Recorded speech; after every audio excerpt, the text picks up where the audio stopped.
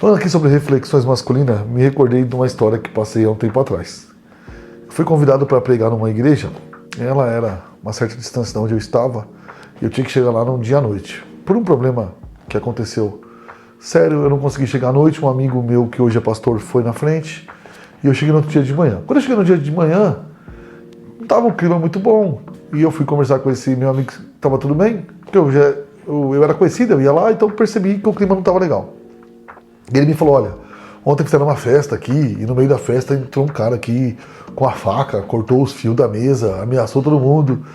E a maioria dos homens, inclusive os líderes da igreja, fugiram, largaram o fio, mulher pra trás, saiu todo mundo correndo. Eu e mais uns 3 ou 4, não vou me lembrar certinho, cercamos o cara, evitamos o pior, e ligamos pra polícia e tudo mais.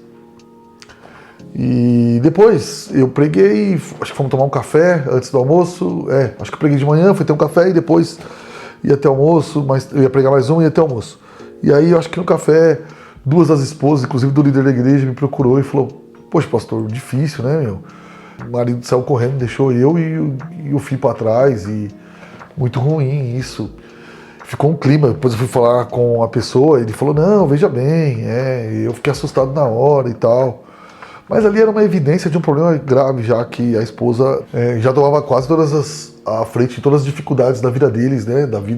Das dificuldades que ele tivesse desde com o filho, financeiro e tudo mais. E ela que eu tava, então pegou o filho e saiu correndo, mas ficou ela e mais uma esposa meio chateada com isso. E toda vez que conta essa história, alguma mulher lá aparece para defender o marido. A minha intenção não era que a minha ideia aqui, não estou dizendo que cada um tem que ser um grande lutador e sair batendo no cara de faca. Acho que a melhor atitude foi cercar o cara mesmo e evitar o pior. Essa era a grande questão, e não ser o valentão e o Rambo que sai batendo em todo mundo. Porque se alguém atacasse um cara com faca, fatalmente era mais certo que morreria do que conseguiria alguma coisa. Mas proteger mulher e criança é o básico do básico, né? Então a minha reflexão é que você como homem, você foi chamado para proteção. A Bíblia fala que nós somos chamados para guardar o jardim. Então essa questão de proteção, isso tem se perdido nesse caos moderno da masculinidade. Os homens não protegem mais ninguém, inclusive chegamos ao ponto de não proteger mais a nossa família. Não protegemos mais os nossos, não estou nem dizendo os outros da rua, os nossos. Não protege mais mãe, não protege mais esposa, não protege mais filho. Na realidade, às vezes, você vai ver a esposa fazendo esse trabalho de proteção. Então nós precisamos acordar. Lógico que talvez você não vai passar por uma questão de alguém com uma faca, mas há tantas outras coisas que a família precisa de proteção. Quer ver um exemplo bem simples? A Kátia um dia me perguntou por que eu às vezes não cumprimento muito os vizinhos, sou meio secão com os vizinhos e tal. Isso foi em Marília, agora ela já acostumou com o meu jeito. E eu falei pra ela que eu não era um cara extremamente simpático, porque eu tenho ela e na época só tinha uma, Amanda, uma filha pequena. Como é que eu vou ser todo sorriso ali com os caras? Daqui a pouco alguém chega ali e faz uma brincadeira, ou sei lá. A galera tinha que saber, eu mudava pra uma casa e tinha que saber que ali tinha um homem que protegia sua família, então eu ia ser seco. Entendeu? Nunca fui, pelo menos eu penso que não, mal educado com os vizinhos, mas nunca fui também muito sorriso. Eu tinha que olhar e saber que tinha um pai de família ali que protege os seus. Sua esposa, seus filhos. Eu tô falando das meninas porque você sabe como que essa questão das mulheres são ainda pior. Então, um dia lá, não na rua onde eu morava, mas num bar, mexeu com a Kátia e com a Amanda. Devia ter uns 6, 7 anos, tive que voltar lá. E ela chegou em casa assustada, eu tive que voltar lá e conversar do meu jeito carinhoso com o cara e tudo mais, para que ele se colocasse no lugar dele. Era um senhor de idade que vivia mexendo com todo mundo na vila. Alguém tinha que pôr um limite naquilo. Não bati, não tô falando, como eu tô dizendo, não tô falando de ser o Rambo e sair espancando todo mundo, mas tem que haver proteção. Então, homens que fogem num momento desse, de alguém com uma faca, um momento tão grave que alguém pode morrer, é porque fogem nas coisas menores. Por exemplo, quando tem uma conta atrasada, tem uma luta passando, chega alguém para cobrar, o que ele faz? Ele manda a mulher ir lá falar. E aí se alguém tratar a mulher dele, ele vai ficar ainda bravinho, mas quando ele tinha que ir lá assumir essa proteção, é uma necessidade. Hoje em dia, homens fortes ou macho alfa, as pessoas dizem que são um problema, um perigo. É que vocês não têm noção de quanto homens fracos são mais perigosos. Eles trazem o caos, porque não há segurança nenhuma. A criança é insegura, a mulher é insegura, ele é extremamente inseguro, e aí o caos está instalado. parte do caos que nós vivemos é dessa falta de masculinidade grandiosa que nós vivemos. Caos total. E aí você precisa assumir isso. Eu não vou conseguir mudar o mundo, mas se a mensagem chega em você, chega no meu filho, chega em pessoas próximas, e cada um com seu temperamento, cada um ao seu estilo, ninguém tem que ser uma imitação de ninguém, mas temos que assumir nossas responsabilidades. Há muita questão aí da galera que sobe montanha e tudo mais, de falar que, olha, o homem, eles pegam lá Gênesis, o homem nasceu para ser selvagem. Tem um livro que ensina isso, de uns 30 anos atrás, eu não me recordo o nome, e a premissa dele está completamente errada, né? Essa questão que nós nascemos para ser selvagem, eu não. Se você gosta de ir lá desbravar lá no meio do mato, bom, bacana, mas eu gosto. Mas a questão, o homem não é que ele precisa ser selvagem, o homem precisa ser protetor, ele precisa cumprir as funções dele. O jardim que Deus deu para ele, ou como se nós olharmos para Samar, né? Ali lá em Samuel, ele ganhou ali um lugar onde ele plantou alguma coisa. Vou resumir aqui, um terreno para a família, e ele lutou para aquele terreno e contra milhares de pessoas, ganhou porque de alguma maneira Deus deu poder a ele para que ele ganhasse aquela batalha. Mas ele nos ensina o quê? Que nós devemos lutar pelas coisas da vida, aquilo que Deus nos deu, aquilo que Deus confiou a nós devemos lutar, entende? Deus nos deu, mas eu preciso brigar. Agora, os homens não lutam mais por sua família, eles já não lutam mais pelos seus filhos, não tem jeito, deixa para lá. Eles frequentam a igreja, vê problema, não lutam pela sua igreja, não tentam mostrar aquilo que está errado e trazer. Então, aonde fica a masculinidade aí? Nós vamos deixando as coisas acontecer e aí nos tornamos como Adão, né?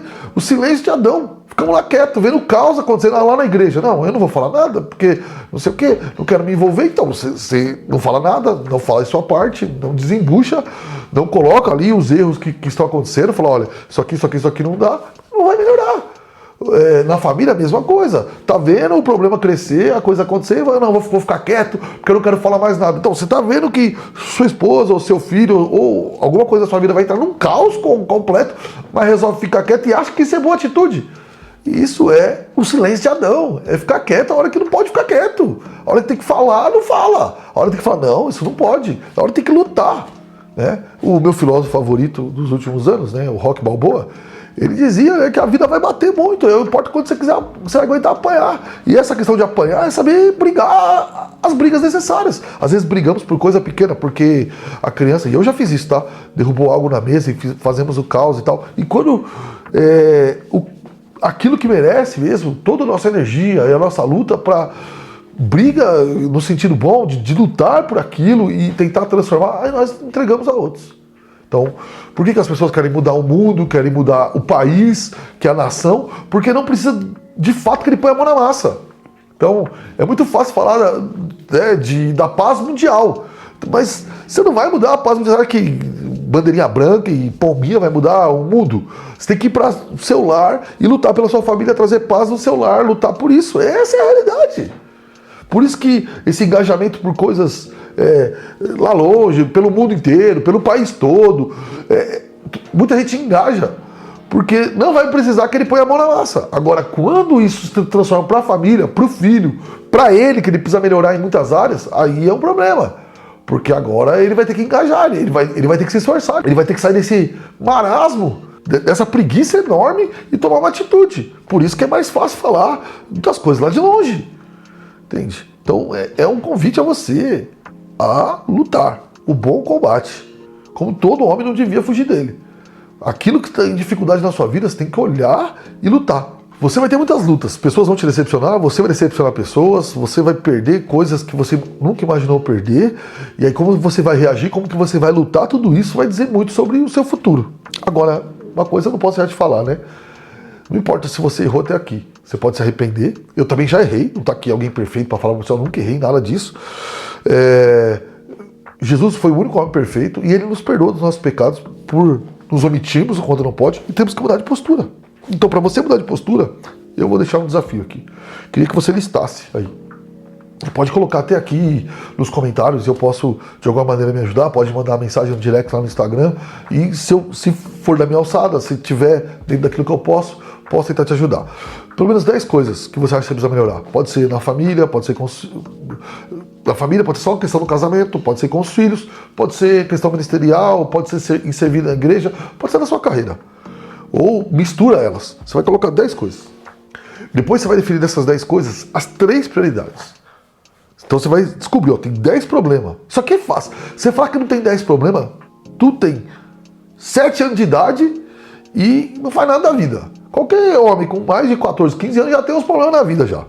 Entende? Agora se você tiver mais de 30, é impossível que você não tenha 10. Você tem bem mais que 10. Agora você vai separar 3 e vai lutar para melhorar nesses 3. Para melhorar não, para resolver esses 3.